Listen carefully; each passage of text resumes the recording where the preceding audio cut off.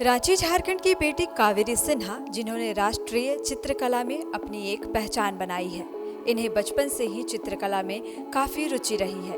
25 साल से यह बच्चों को कला की शिक्षा देती आई हैं। चूँकि इनका बैकग्राउंड साइंस था, इसलिए साइंस टीचर के रूप में इन्होंने अपने कार्य की शुरुआत की, लेकिन इन्हें इनके पैशन ने वहाँ बहुत दिनों तक टिकने नहीं दिया और आज ये उसी स्कूल में एक आर्ट्स टीचर के रूप में कार्य कर रही हैं।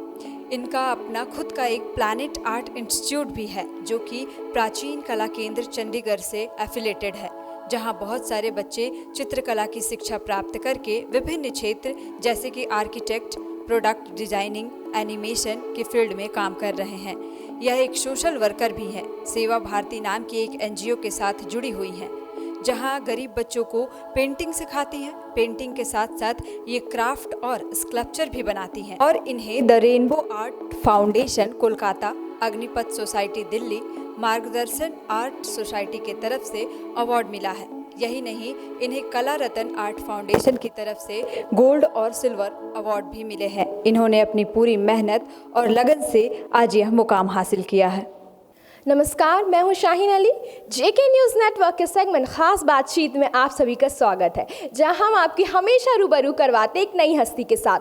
तो आज हमारे साथ मौजूद है रांची झारखंड की रहने वाली कावेरी सिन्हा, जो कि एक नेशनल लेवल आर्टिस्ट रह चुकी है और इन्हें बचपन से ही पेंटिंग में काफ़ी रुचि रही है और यही रीज़न था कि ये बचपन से ही पेंटिंग सीखने लगी। फिर एक वक्त ऐसा आया कि ये बच्चों को पेंटिंग भी सिखाने लगी। बाद में इन्होंने as a science teacher school में ज्वाइन तो किया, लेकिन वो कहते हैं ना, आपको जिस चीज़ में रुचि होती है वो आपको अपने ओर खींचता है। फिर ये बाद में एज अ आर्ट टीचर काम करने लगी। इन्होंने नेशनल और इंटरनेशनल लेवल पर भी अपने चित्रकला को एग्जिबिट किया है। तो आइए बातचीत करते हैं। तो सबसे पहले तो मैम, आपको हमारे चैनल की तरफ से बहुत बहुत स्वागत है। आप सबका धन्यवाद जो मुझे जेके न्यूज़ की तरफ से यहाँ पर बुलाया गया है। मुझे यहाँ आके बहुत ही अच्छा लग रहा है।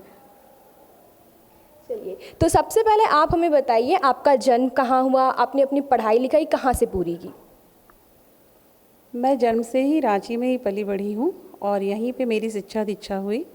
मैं यहाँ पर से ही ग्रेजुएशन, मास्टर्स और बीएड सारी पढ़ाई कंप्लीट की हूँ और भाग्य से मेरी शादी भी यहीं हो गई, तो मैं पूरी तरह से रांची की होके रह गई। आप कह सकते हैं मैं पूरी तरह से झारखंडी हूँ और बचपन से ही मुझे कला के तरफ रुझान था और झारखंड की कला, झारखंड की संस्कृति पूरे देश विदेश प्रसिद्ध है और मुझे भी इन सब चीज़ों के तरफ बहुत ही आकर्षित करता गया और धीरे धीरे मैं भी एक कलाकार के रूप में स्थापित हो गई। अच्छा, चूँकि आप एक आर्टिस्ट है, फाइन आर्टिस्ट, ठीक है, तो आप बताइए कि इस चीज़ की शुरुआत कैसे हुई? मतलब कौन सा वो समय था जब आपको ये रियलाइज़ हुआ कि आपको एक बड़े होकर एक आर्टिस्ट बनना चाहिए, आप इस फील्ड में कुछ कर सकती है इस फील्ड में? एज ए पेंटिंग तो मैं बचपन से ही करती थी, लेकिन जब मैं क्लास 6 में आई तो मुझे स्कूल में बहुत सारे अवार्ड मिले। तो उसके बाद मेरे माता पिता को लगा कि मेरी बच्ची में ये टैलेंट है, तो इसे क्यों ना अलग से एक्स्ट्रा क्लासेस दिया जाए। तो फिर उन्होंने मुझे एक हॉबी क्लास में एडमिशन करा दिया, जहाँ मैं फ़ाइन आर्ट के जो है बारीकियों को सीखने लगी और साथ में मेरा पढ़ाई भी चलता गया और इसी तरह धीरे धीरे करके समय बीतता गया। मेरा ग्रेजुएशन में जब फाइनल ईयर में आई तो मुझे यहाँ पे जितने भी आर्टिस्ट के एग्जीबिशन्स होते थे, जो भी होते थे, तो मैं उसे ज़रूर देखने जाती थी। या कॉलेज में कोई भी एग्जीबिशन हो तो खुद भी बहुत पार्टिसिपेट करती थी, संत जेवियर्स में, चाहे जेवियर उत्सव हो, तो सब में जब मुझे अवार्ड मिलता गया तो वो धीरे धीरे मुझे इनकरेज करता गया कि क्यों ना मैं इस फील्ड में अपनी पहचान बताऊँ। और फिर जब मैं 1997 में ग्रेजुएशन फाइनल ईयर में थी तो मैंने अपना एक सोलो पेंटिंग एग्जीबिशन लगाया, जो कि रांची में उस समय पहली बार इतना सक्सेसफुल एग्जीबिशन हुआ था, वो भी इतनी कम उम्र की लड़की का, जिसे मीडिया ने बहुत ही मतलब यहाँ का प्रभात खबर हो, चाहे रांची एक्सप्रेस हो, चाहे रेडियो चैनल था, उसमें मेरा इंटरव्यू आना, तो मेरे को मन में लगने लगा कि ये क्षेत्र से भी पहचान बनाया सकता है और बहुत कुछ किया जा सकता है। तो आप पेंटिंग करती हो, तो आप किस किस तरह के पिक्चर्स पे ज़्यादा फोकस करती हो? क्योंकि हर किसी का एक जॉनर होता है, पेंटर्स भी होते हैं, आर्टिस्ट होते हैं, होता है ना कि वो कुछ अलग अलग तरह के चीज़ों पे वो फोकस करते हैं। तो आप किन तरह की चीज़ों पर पेंटिंग बनाती है? मुझे एक तो चूँकि यहाँ झारखंड में ही हूँ और यहाँ का जो लैंडस्केप है, यहाँ की जो प्राकृतिक सुंदरता है वो मुझे बहुत आकर्षित करती है। और साथ में मुझे मनुष्य का आपस में रिश्ता, खासकर माँ का बच्चे के साथ, औरतें, लेडीज़, इनकी कलाकृति, इनकी पेंटिंग बनाना मुझे बहुत ज़्यादा पसंद है। और पेंटिंग के अलग अलग मीडियम होते हैं, पेंसिल शेडिंग होते हैं, वाटर कलर होते हैं, ऑयल पेंटिंग होती हैं और अब तो ज़्यादा एक्रेलिक कलर। तो मैं सारे मीडियम्स में काम करती हूँ और मुझे कलर करना बहुत ही अच्छा लगता है। पेंटिंग के साथ साथ आप एक टीचर भी रह चुकी है, तो उसके बारे में आप हमें डेप्थ में बताइए कि ये जो चेंजेस आया कि पहले आपको इंटरेस्ट तो था आर्टिस्ट लाइन में, लेकिन आप एज अ टीचर भी थी, एज अ साइंस टीचर, फिर तो इसके चेंजेस कैसे हुए, इसके बारे में आप हमें थोड़ा सा डेप्थ में बताइए। ऐसे मैं बोल सकती हूँ कि बहुत सारे फील्ड हैं, मैंने बहुत सारे फील्ड पे काम भी किया, कॉर्पोरेट सेक्टर पे भी काम किया, लेकिन मुझे हमेशा शिक्षित करना किसी को बहुत ही अट्रैक्ट करता है। मतलब बच्चों को एक नए सिरे से गढ़ना, क्योंकि जब आप शिक्षक होते हैं तो आपको लगता है कि you are the creator of the citizen of our own country. और जब देश के नागरिक आप अच्छे तरीके से पढ़े कर सकते हैं, जब उसे अच्छी बातें सिखाते हैं, तो वो आपको लगता है कि आप भी कुछ देश के लिए कर रहे हो। तो शिक्षक के रूप में मैं ये बोलूँगी कि मुझे सब्जेक्ट पढ़ाना भी उतना ही पसंद है और पेंटिंग करना भी बहुत पसंद है। लेकिन क्या है कि पेंटिंग मेरा पैसन है, उसको काम करते हुए समझ ही नहीं आता कि मैं काम कर रही हूँ, तो वो ऑटोमेटिक होता चला जाता है। मतलब उसमें लगता ही नहीं कोई बर्डन की काम हो रहा है। तो फिर धीरे धीरे मुझे लगा समय के साथ नहीं, मुझे इसी फील्ड में पूरी तरह से रहना चाहिए। तो आपने पेंटिंग लाइन में आप जब नेशनल और इंटरनेशनल लेवल पर अपने चित्रकला को एग्जिबिट करी, तो किस किस तरह का अचीवमेंट्स आपने जीता, अवार्ड्स या कुछ सर्टिफिकेट्स, उसके बारे में आप हमारे दर्शकों को बताइए। मैं रांची में जब थी कॉलेज में या फिर शादी के पहले, यहाँ पे हम लोगों की उम्र के बच्चों का जितना भी एग्जीबिशंस होता था उसमें पार्टिसिपेट करती थी। फिर उसके बाद अपना सोलो एग्जीबिशन जब मेरा सक्सेसफुल रहा और पढ़ाई करते करते जब मैं एमएससी फाइनल में ईयर आई 1999 में, तो मेरी शादी हो गई। और भाग्य से मेरे पति भी, मिस्टर गौतम घोष, वो भी एक कलाकार है और पेंटिंग के ही आर्टिस्ट हैं। तो उनका साथ पाने के बाद मैं हिम्मत कर पाई कि अब घर से निकल के दूसरे शहरों में भी जा सकती हूँ, किसी भी बाहर में भी पेंटिंग एग्जीबिशंस में पार्टिसिपेट कर सकती हूँ। तो उनके साथ के कारण क्या हुआ कि हम लोग बाहर जाने लगे, दिल्ली हो चाहे बॉम्बे हो, चाहे वो पुणे हो चाहे कोलकाता हो, तो जाने आने में सुविधा भी हो गई। और उनके गाइडेंस के और उनके साथ रहने के कारण मैं और भी आगे बढ़ पाई। ओके, तो जैसा कि आपने कहा कि आपके हस्बैंड भी एक आर्टिस्ट है, तो ये चलिए बहुत ही अच्छी बात है कि आप दोनों एक ही फील्ड से हैं, तो आपकी कला को वो भी समझ सकेंगे, क्योंकि कहते हैं ना, एक आर्टिस्ट की चीज़ों को एक आर्टिस्ट ही समझते हैं।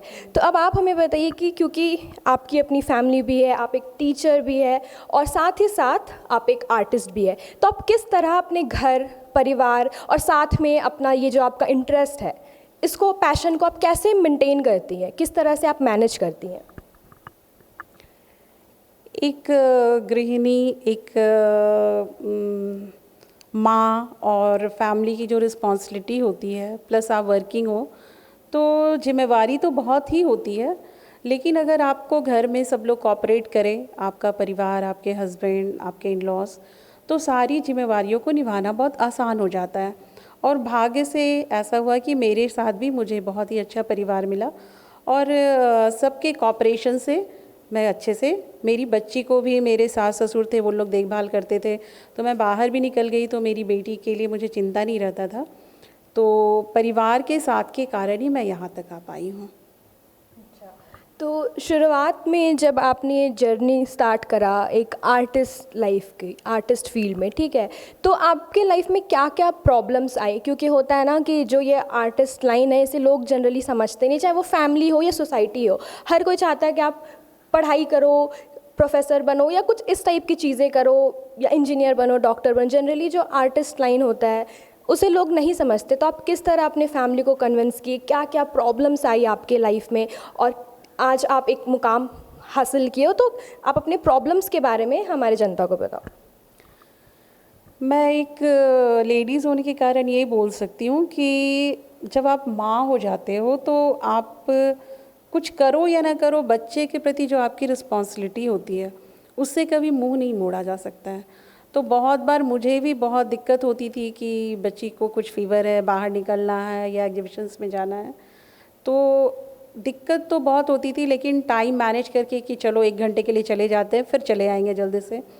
तो टाइम मैनेजमेंट अगर सही से रहे तो हर आदमी, हर कोई कुछ कर सकता है। और मेरे साथ, मैं पहले भी जैसा बता चुकी हूँ कि परिवार का साथ रहा, तो और मेरा मायके भी यही है, तो मेरे मम्मी पापा का भी मुझे सपोर्ट मिलता रहा, तो मुझे कभी दिक्कत नहीं आई कि मैं कैसे क्या करूँ। और जहाँ तक बाहर निकलने पर आपको थोड़ी जिम्मेवारी जो निभानी पड़ती है, वो आदमी सूझबूझ से आप घर के कामों के लिए मेड रख करके इस तरह से आप अपना काम निकाल सकते हैं, क्योंकि परेशानी तो हर कदम पे है, लेकिन आदमी उन परेशानियों से रुक जाए तो फिर वो कभी मंजिल की तरफ बढ़ ही नहीं सकता है। तो वो आपको डिसाइड करना है, जो मैंने अपनी लाइफ में किया कि मुझे क्या कब क्या करना है। अगर ये काम ज़्यादा इम्पॉर्टेंट है, आज मेरा घर में रहना ज़्यादा ज़रूरी है क्योंकि नेक्स्ट डे मेरी बच्ची का एग्ज़ाम है, तो मैं घर पे रही। अगर मुझे लगा कि नहीं, उसको आज हम बाहर भी जाएंगे तो कोई दिक्कत नहीं है, तो फिर मैं बाहर निकली। इस तरह करते करते समय कैसे बीत गया, और आज तो मेरी बेटी बड़ी हो गई है, वो अब तो final year 3rd year BTech में आ गई है, तो दिक्कत इसीलिए नहीं ज़्यादा बोल सकती हूँ। चलिए, ये तो बहुत अच्छी बात है कि आप एक साथ सारी चीज़ें मैनेज कर लेते हो। क्योंकि अभी नवरात्रि है और कहते हैं ना कि जैसे दुर्गा माता का 9 रूप होता है, और अगर हम बात करें आम जिंदगी की, तो जो महिलाएं होती हैं उनके अंदर भी दुर्गा माता का तरह मतलब बहुत चीज़ें होते हैं, भाव, जैसे रोना, गुस्सा, प्यार, हर तरह की भाव होती है। ठीक है, तो आप बताइए कि क्योंकि आप एक औरत है, आप समझ सकती हैं इन चीज़ों को, तो आपके लाइफ में भी क्या क्या वैसे मोड़ आए जब आप कभी दुर्गा बन गई, कभी देवी बन गई, कभी आपको राक्षस भी बनना पड़ा, है ना? तो वो चीज़ आप हमें बताइए कि किस किस तरह के एक्सपीरियंसेस आपके लाइफ में आए, अच्छे बुरे।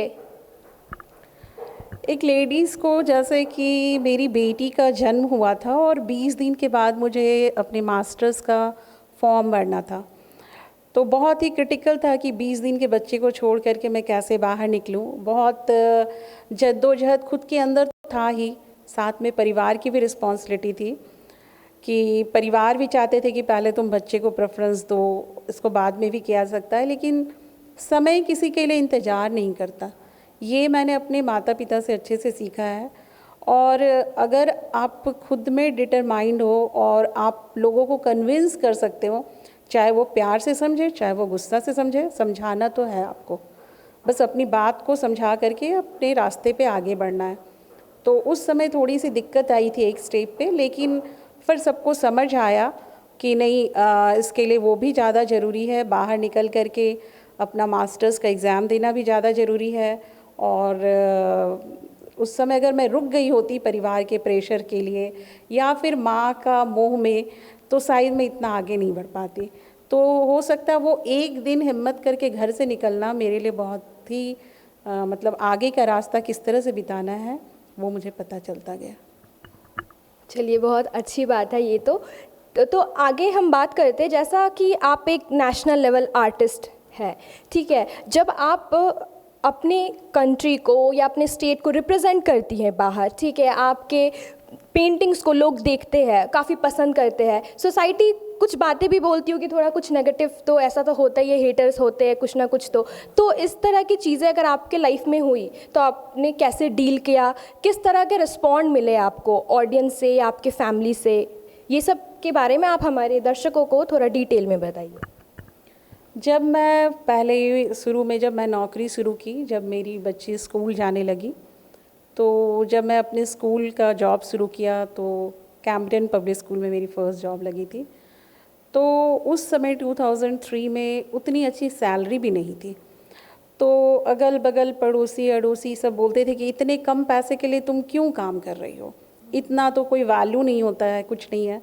मुझे भी समझ आता था कि इतने कम पैसे की मुझे ज़रूरत नहीं है, मैं चाहे तो घर में रह सकती थी, लेकिन मुझे ये लगा कि अगर मुझे 2 रुपये की भी ज़रूरत पड़ती है तो वो तो बाहर से कोई देगा नहीं।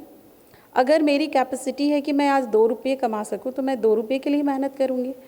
और वो उतना कम से कमाते कमाते जब आज मेरी एक अच्छी पहचान बन गई है, तो आज वही लोग जो लोग कभी बोलते थे कि भाई इतने से पैसे के लिए तुम क्यों काम करते हो, बोलते हैं कि तुम कैसे इतना कुछ कर ली।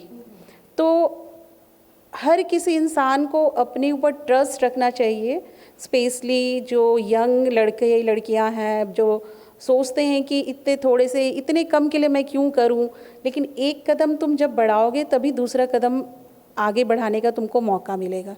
इसलिए आगे बढ़ते जाना ही जीवन का लक्ष्य है। आपने एक बहुत ख़ास बात कही कि जब आप किसी चीज़ की शुरुआत करते हैं तो शुरुआत में तो लोग आपको बहुत चीज़ें बोलते हैं कि इतने थोड़े से पैसे के लिए आप क्यों काम कर रही है, या जब आप कुछ नहीं करते तो भी लोग बोलते हैं, जब आप कुछ कर रही हैं उसमें भी लोग बोलेंगे। लेकिन फिर एक ऐसा समय आ जाता है जब आप बहुत सक्सेसफुल हो जाती है, जैसे आप एक आज नेशनल लेवल आर्टिस्ट रह चुकी है, तो फिर वही लोग आपके पीछे पीछे आकर फिर आपकी तारीफ़ें करने लगती है। तो ये सब जो चीज़ें होती हैं तो आप कैसा फील करती हैं? बहुत ही अच्छा लगता है, मतलब जब अपने को पाओ कि तुम्हारा भी समाज में कुछ पहचान है और तुम्हारे को भी वो रिस्पेक्ट मिल रहा है। क्योंकि मैं आज बहुत सारी पढ़ी लिखी बहुत अच्छे अच्छे घर की औरतों से मिलती हूँ, लेडीज़ लोग से मिलती हूँ, वो हर तरह से मॉडर्न है, बट उसमें क्या है कि भाई मेरा बच्चा छोटा है, मैं कैसे बाहर निकलूँ, और ये सोच सोच के वो घर पे टैलेंट रहते हुए भी वो आगे बढ़ने का सोच ही नहीं पाती हैं। तो फिर क्या होता है, एक समय बाद बच्चे तो 10 साल 15 साल के बाद बड़े हो जाते हैं, फिर उन्हें आपकी माँ की भी ज़रूरत नहीं होती है। तो फिर क्या होता है कि वो फ्रस्ट्रेशन उनमें आने लगता है। तो मैं उन सभी औरतों से बोलूँगी कि बहुत सारे ऑप्शंस हैं, आप समय को अच्छे से लेके चलोगे तो रास्ता खुद ब खुद मिलता जाएगा। आपने एक बात कही कि जो महिलाएं होती है जनरली वो उन्हें किसी चीज़ में रुचि होता है लेकिन वो घर में घबराती है, जिस वजह से वो उसके लिए उस करियर ऑप्शन को नहीं चुन सकती है, चाहे वो किसी भी फील्ड में हो या वो मैरिड हो या अनमैरिड हो। जनरली क्या होता है, जो शादीशुदा होती हैं उन्हें थोड़ा ज़्यादा तकलीफ़ या प्रॉब्लम्स आती है उनके लाइफ में। तो आप खासकर उन महिलाओं को क्या सलाह देना चाहेंगे कि वो बढ़ चढ़ के अपने परिवार हर किसी को कन्विंस करे कि शादी के बाद भी हम काम कर सकते हैं? तो आप क्या सलाह देना चाहेंगे? मेरा तो यही कहना है कि बहुत बार परिवार में हो या समाज में हो, आपको बहुत सारी रिस्पॉन्सिबिलिटी दे दी जाती है जिसको कि कोई दूसरा भी संभाल सकता है। अब जैसे लेडीज़ लोग को है कि भाई खाना बनाना उसकी प्राइम रिस्पॉन्सिबिलिटी है। चलिए, तो अंत में आप हमारे दर्शकों को ये बताइए कि जो भी यूथ जो आर्टिस्ट है या जो पेंटिंग लाइन में जिन्हें इंटरेस्ट है वो किस तरह से इस फील्ड में आगे बढ़े। अब इस फील्ड में मतलब बहुत लोग सोचते हैं ना कि करियर नहीं है या इस फील्ड में करियर ऑप्शन है, क्योंकि आपके काफ़ी स्टूडेंट्स रह चुके हैं, आप एक नेशनल लेवल आर्टिस्ट रह चुकी है, तो आप इस चीज़ को बखूबी जानती होंगी, इस स्तर पे अंदर की बातें जानती होंगी। तो आप हमारे दर्शकों को खास करके जो यूथ है कि वो इस फील्ड में आगे कैसे बढ़े। मैं एक आर्टिस्ट हूँ, टीचर हूँ, और मुझे राष्ट्रीय स्तर पर अभी लॉकडाउन में ही जब मुझे स्कूल नहीं जाना है तो मैं बहुत सारी पेंटिंग बनाई हूँ, और अभी बहुत सारा वर्चुअल आर्ट एग्जीबिशंस चल रहा है। तो उसमें अभी कला रत्न फाउंडेशन की तरफ से मुझे गोल्ड अवार्ड दिया गया है, जो कि एक इंटरनेशनल अवार्ड है। फिर एक सिल्वर अवार्ड मिला है। फिर और अभी गोवा में एक इंटरनेशनल आर्ट एग्जीबिशन है, उसकी मैं तैयारी कर रही हूँ। रेनबो आर्ट ऑर्गेनाइजेशन कोलकाता है, वहाँ से मुझे अवार्ड मिला है, पहले ही मिला था वो। तो इस तरह के अवार्ड जब आते हैं तो मुझे बहुत ही इनकरेज करते हैं, और ये अवार्ड और ये सब पाने के लिए चाहे तो आप टीवी देख के भी समय बिता सकते हैं, आप चाहे तो सो कर के भी बिता सकते हैं, क्योंकि लॉकडाउन में आप घर पर हो, टाइम है तो थोड़ा ऑनलाइन क्लासेस हो रहे हैं, तो वो टाइम का सदुपयोग कैसे करें। तो ये थी हमारे साथ जेके न्यूज़ नेटवर्क के सेगमेंट खास बातचीत में कावेरी सिन्हा, जिन्होंने हमें बताया कि हमें जिस फील्ड में भी रुचि हो, चाहे वो आर्टिस्ट लाइन हो, इंजीनियर हो, डॉक्टर, कोई भी लाइन हो, हमें उसी फील्ड में अपना करियर चुनना चाहिए। और इस चीज़ में माँ बाप का काफ़ी अहम पार्ट होता है, वो भी अपने बच्चों को उसके रुचि में साथ दे, और इन्होंने हमारे दर्शकों को भी काफ़ी प्रोत्साहित किया। तो इसी के साथ अब मुझे दीजिए इजाज़त, तब तक के लिए बने रहिए जेके न्यूज़ नेटवर्क के साथ, और हाँ, हमारे चैनल को लाइक, शेयर और सब्सक्राइब करना ना भूलें। धन्यवाद।